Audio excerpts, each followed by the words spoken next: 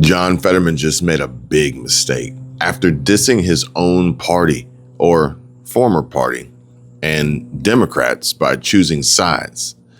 So you see, in a recent interview with reporters on the whole President Trump, ex-co-president Elon Musk, White House congressional drama over the big beautiful bill, Senator John Fetterman just dropped a bombshell slamming his own party or former party for their flip-flopping love-hate affair with Elon Musk. In this fiery interview that I will share with you, he's picking sides in the White House war over the big beautiful bill, calling out Democrats for cozying up to Elon Musk after torching his Teslas. This might end up being a big mistake for Fetterman, but he's the only one brave enough to call out the hypocrisy on the left by the left. Now, I'm not sure if he should really be out there driving, but I heard President Trump wants to sell his Tesla Elon gave him, so maybe Big John could take it off his hands. Full self-driving might be good for old Fetterman, don't you think? Memo on the South Lawn a few months ago to try to help Elon Musk's business while it was being vandalized. We're told that Tesla, still sitting there, the red Tesla with Florida tags, is either going to be given away or sold off. And we are told that it was about a month that Elon Musk was wearing thin on Trump. So this was not a sudden exit and then blow up. There was about a month that he was wearing thin, the president's word. Something else, there was some reporting today about the possibility of a Trump and Elon Musk phone call to make nice. Aides are telling me that is not something they are tracking. It's possible that some staffers might try to talk to Musk, but no Trump and Musk call, at least not that we know about. We did hear from the president yesterday, and he didn't sound mad, but he sounded disappointed. Elon and I had a great relationship. I don't know if we're well anymore, but I'm very disappointed in Elon. I've helped Elon a lot. And I'll be honest, I think he misses the place. I think he got out there and all of a sudden he wasn't in this beautiful Oval Office. The lowest blows yesterday came from Elon. He said, without me, Trump would have lost the election. Dems would control the House and the Republicans would be 50. Imagine this. A shiny Tesla Cybertruck. It's sleek stainless steel glinting in the sun, parked outside a dealership. Now, picture a brick crashing through its window, a swastika keyed into its side, and graffiti screaming, "Die Elon," splattered across its frame. This isn't some dystopian movie. This is America. Right now, 2025, where Democrats have turned Tesla showrooms into their personal punching bags. But wait, wasn't it just yesterday that they were lining up to buy these virtue signaling electric chariots? Or on their Robinhood apps, snapping up Tesla stock like it was candy? Senator John Fetterman, a man who's been through hell and back post-stroke, called it like he saw it. And he says, it wasn't that long ago that Tesla was like the virtue signaling kind of accessory for Dems. I would never want to vandalize Teslas, and the big beautiful bill is wrong for America. Now, what I want to do now is deep dive into this cesspool of Democratic hypocrisy where they buy Teslas one day and torch them the next. And now, because Elon Musk is dunking on Trump, they're all waiting, lining up, ready to suck his cock. Buckle up, folks, because this is a wild ride. The Tesla love-hate roller coaster, which not long ago owning a Tesla was the ultimate flex for Democrats, and it screamed, "I'm saving the planet," while they sipped oat milk lattes and nibbled on their avocado toast, preached about climate change, and Teslas were their badge of honor, a shiny symbol of progressive piety. Senators and their staffers were trading Tesla stock on Robinhood, banking on Elon's green revolution. But then Elon Musk, the genius behind Tesla, SpaceX, and X, started working with President Trump, leading the charge to gut government bloat with the Department of Government Efficiency, DOGE, DOGE. Suddenly, those same Teslas became targets. Dealerships across the country, from Albuquerque to Boston, were hit with arson, gunfire, and graffiti. In New Mexico, a man named Jameson Wagner allegedly firebombed a Tesla showroom, leaving "Die Elon" and "Tesla Nazi Inc." inscribed on the walls. In Kansas City, Cybertrucks went up in flames. In Maryland, graffiti screamed "No Musk" next to swastikas. These weren't just protests. They were acts of rage, caught on Tesla's Sentry mode, exposing the vandals' lack of foresight as they keyed hate into steel. Their rage overtook them. And let's talk about Senator Mark Kelly, who ditched his Tesla faster than you can say trade-in value to protest Musk's Doge roll, yet refused to call these attacks domestic terrorism. He bought a freaking Tahoe. Hypocrisy much? One day, Democrats are cruising in their Model Ys, touting their eco credentials and their credits, their social credit scores. And the next, they're cheering as the bricks fly through dealership windows or trading their Teslas for gas-guzzling Chevys. Fetterman saw through this nonsense. And as he said, the Dems, we've been dumping all over Musk and vandalizing Teslas or whatever. And now suddenly we might be more back into him.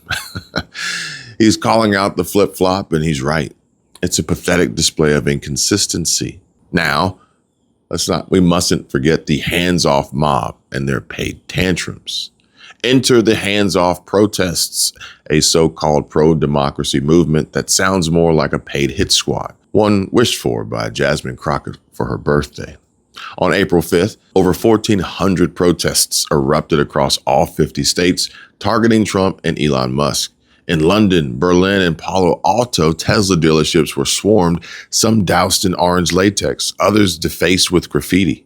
A 12-foot bust of Musk in Texas was vandalized, and in the UK, a group called Everyone Hates Elon took a sledgehammer to a Tesla in broad daylight. These were anything but peaceful. These weren't peaceful marches. They were riots with Molotov cocktails and gunfire, labeled as domestic terrorism by the Department of Justice. And even Elon Musk himself, the FBI noted these attacks were often by lone offenders using improvised incendiary devices, also arriving to these protests and riots driving their own Teslas. But the scale, 80 incidents against Tesla vehicles, 10 against dealerships, suggests a coordinated wave of heat. And who's behind this? Well, if you guess George Soros, then you're probably right. Some claim shadowy billionaires like George Soros or Reid Hoffman are pulling strings, though Musk's accusations lack hard evidence. What's clear is the bloodlust, and these hands-off mobs wanted to drag Elon through the streets, ignoring his contributions like rushing Starlink to Lahaina after wildfires or aiding North Carolina during floods. His philanthropy? Yeah, forgotten in a blink of an eye. And Fetterman's point cuts deep here. Democrats can't decide if Musk is their eco-hero or their punching bag. He warned against letting Elon Musk back into the Democratic fold just because he's feuding with President Trump, saying, "I've just tried to be consistent through that." Consistency is the last thing these protesters care about, folks. They're too busy torching the very cars they once coveted. Vandalizing Teslas or whatever, and now suddenly we might be more back into him and thing. It's just like a thing. It's like, he's right about the big beautiful bill. I mean, now it's like adding a $2.5 trillion debt. I mean, it's astonishing. I can't imagine anyone genuinely think this is like a smart thing, and that's where we are. And now it's suddenly Musk is right. Well, we were just going after him for all those months now and showing up at Tesla dealerships and all this kind of thing. It's like we have to decide, where are we thinking about him? Are Democrats disingenuous, suddenly finding Elon Musk as their new best friend? Well, I'm saying, all I'm saying though, it's like he's right about the big beautiful bill. And now suddenly, it wasn't that long ago that Tesla's was like the virtue signaling kind of accessory for Dems as well too. So now where we are on all this kind of a thing now, where I follow what is the truth. I would never want to vandalize Teslas, and now the big beautiful bill is wrong for America. And so from my perspective, it's like I just try to be consistent through that. Senator Fetterman, what is your take on the Trump administration doing all these investigations into President Biden and his alleged cognitive decline? Do you think the auto pen investigation, is that a worthwhile use of government time? I don't think it's helpful. I mean, it's not a secret that the president, Joe Biden, has been in a shape. I mean, that was really part of the conversation. That's not a secret to anybody. John Fetterman says it's not a secret to anybody. And Daniel F. Baranowski says, I disagree with most of Senator John Fetterman's politics and policies. Nevertheless, I respect him more than any Democrat in the Senate because he most resembles who I grew up expecting a Democrat to be. I mean, like President Kennedy and his brother Robert. What say you? But what we really want to talk about here, and the elephant that we want to address in this room, is Joe Biden. Nick Sorter says, breaking, President Trump just ordered Pam Bondi to investigate the Biden auto pen scandal. Trump wants her to find out whether certain individuals conspired to deceive the public about Biden's mental state and unconstitutionally exercise the authorities and responsibilities of the president. Those who were pardoned with an auto pen should be very scared tonight. And yeah, those who operated the auto pen should probably be very scared as well. Cough, cough. Pocahontas. Benny Johnson says, massive breaking. President Trump orders AG Pam Bondi to launch a full investigation into the Biden auto pen scandal, as well as any cover-ups related to his health.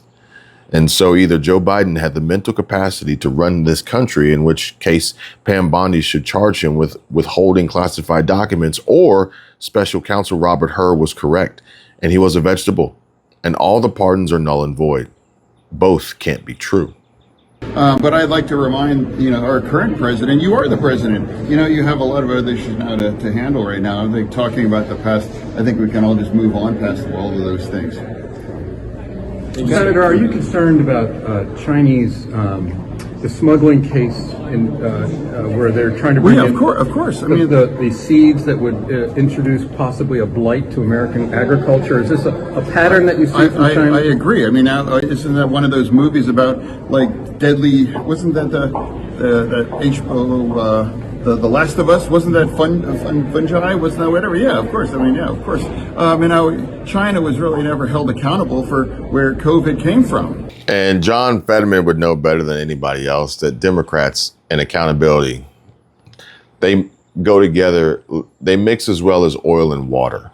However, fortunately, we've got some far more competent people on the case. Kash Patel says the FBI has gotten hold of Dr. Fauci's COVID-era phones and is digging into the data on the hard drives. Let's frickin' go. I mean, we just had a great breakthrough this week on Fauci. So Senator Rand Paul, Senator Kennedy, and I hate naming names because I always forget people, are doing a great job with us on COVID origins. And we've got multiple investigations open on that. But they had always been looking for Fauci's original phone, or not original, but phones and devices he used while he was Fauci back in Trump 1 during COVID. And nobody had found it till 2 days ago. Really? Yeah. Now, look, your audience and everybody listening to it shouldn't jump to the conclusion everything's in there. We'll look at it. We'll pull it. We'll rip it, as we say. And maybe it's deleted. Maybe it's not. But at least we found it. And at least now we can tell the American people we've been looking, because it is of public importance to figure out, did that guy lie? Did he intentionally mislead the world and cause countless deaths? We owe those answers to the American people. And the best evidence ever is always the people's evidence who created it. And so now we're going to go and exploit those hard drives. But I think a victory for the American people that we broke with Congress is that we did find it. We're not done. We're still looking. And we're on the case. Now, let's get to the juicy bits here. The heart of the hypocrisy. Elon Musk, once the Democrats' darling, became their villain when he cozied up to President Trump. But when Elon Musk turned on the president just the other day, railing against the big, beautiful bill loudly for everyone to see and repost on X, Democrats did a 180 faster than a Tesla in ludicrous mode. Elon called out Trump's legislation, claiming it was a bloated disaster, and even bragged, without me, Trump would have lost the election. Suddenly, Democrats like Representative Ro Khanna were all about dialogue with Elon Musk, acting like they hadn't just been cheering the vandalism of his own company's cars. Fetterman wasn't having it. He slammed his colleagues for their sudden love of Elon Musk, saying, "We've been dumping all over Elon Musk and vandalizing Teslas or whatever, and now suddenly we might be more back into him." Fetterman, he's exposing the Democrats' shameless opportunism. They hate Elon Musk when he's with Trump, but the second he criticizes the president, they're ready to roll out the red carpet. And this flip-flop is peak hypocrisy. Democrats ignored Elon Musk's work to revolutionize transportation and space exploration, vilified him for daring to work with President Trump, and now want to cozy up because he's throwing punches at the big, beautiful bill. Fetterman's right. They need to pick a lane and stay in it. As he put it, I would never want to vandalize Teslas, and the big, beautiful bill is wrong for America. He's not just calling out the violence, he's calling out the spinelessness of a party that can't stick to its principles, but it's kind of hard to stick to something you just don't have. Now, let's zoom in on John Fetterman a little bit. The tattooed, hoodie-wearing senator who's been through more than most. After a near-fatal stroke in 2022, he battled auditory processing issues and depression, checking into Walter Reed for treatment. Despite his struggles, he's been a voice of reason, refusing to play the Democratic game of flip-flopping for clout. He's been consistent, supporting Israel, border security, and even praising President Trump's moves on Iran and steel, moves that got him shunned by his own party. And when Democrats rallied behind him post-stroke, they called him courageous. Now, because he won't join their Elon Musk bashing or Musk loving bandwagon, some are turning on him, whispering about his mental health. And this should be very, very eye-opening, folks, as to, the type of people you surround yourself with. And in essence, you could never truly please or satisfy them as they continuously flip-flop about. Hold the line. Stand for something, otherwise you'll fall for everything. Now, Fetterman's not here for the drama. He's calling for clarity, and the Democrats should perhaps maybe figure out what they stand for and then stick to it. His words, it wasn't that long ago that Tesla was like the virtue signaling kind of accessory for Dems. It was a gut punch to his party's hypocrisy. He's not endorsing the vandalism. He explicitly says he'd never do that. But he's also not jumping on the Elon Musk fanboy train just because it's convenient. He's staying true to his belief that the big, beautiful bill is a mistake, and he's urging his colleagues to stop playing both sides. And so here we are, folks, a nation where Teslas are both status symbols and targets, where Democrats buy electric dreams one day and cheer their destruction the next. The hands-off mobs with their Molotov cocktails and swastika graffiti have shown their true colors, and they're not pretty. Elon Musk, for all his flaws, has given us Starlink and disasters, pushed humanity to Mars, and rescued astronauts stranded in outer space, built cars that changed the game, yet Democrats seem to forget it all in their blind rage. Now, because he's taking swings at Trump, they're ready to crown him king. Fetterman's call for consistency is a wake-up call. Stop the hypocrisy, stop the violence, and decide what you stand for. As he said, I've just tried to be consistent through that. Maybe it's time for the Democrats to take a page from Fetterman's book before they trade in their principles for another Tahoe SUV.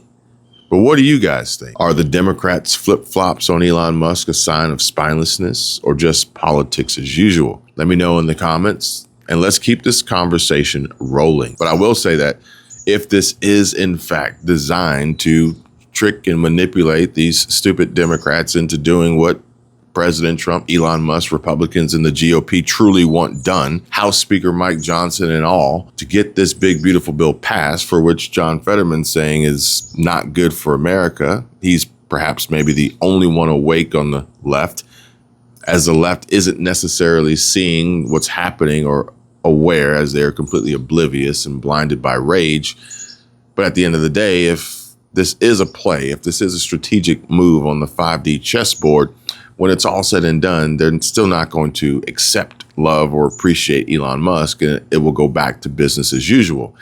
And that business for Democrats is pure hypocrisy. John Fetterman just made a big mistake by being boisterous and thinking logically. He said the quiet part out loud, exposing the Democrats' hypocritical Tesla tantrum, but calling out his party's flip-flopping on Elon Musk and that big, beautiful bill comes at a cost. His constituents won't like their flaws paraded before the world by one of their own. And the GOP, they won't roll out their welcome mat either. Fetterman's not switching teams, or at least not yet. And he's stranded on an island in Congress, alone with his principles. You and I see it clear as day, but these career politicians, they're worse than roaches scuttling from a flicked-on light, clinging to their soapboxes, spouting illogical nonsense and doubling down on hypocrisy no matter how freaking foolish they look. Fetterman's truth bomb might just burn him, but hey, that's just the price of speaking the truth. I know I get it in the comments too, but I'll never stop and I'll never quit. Godspeed, John Fetterman. Don't forget, like, subscribe, and hit that notification bell for more. And you guys let me know, what impact will this have on him as a Democrat and a senator? Thanks for watching. And if you enjoyed this video, watch the next.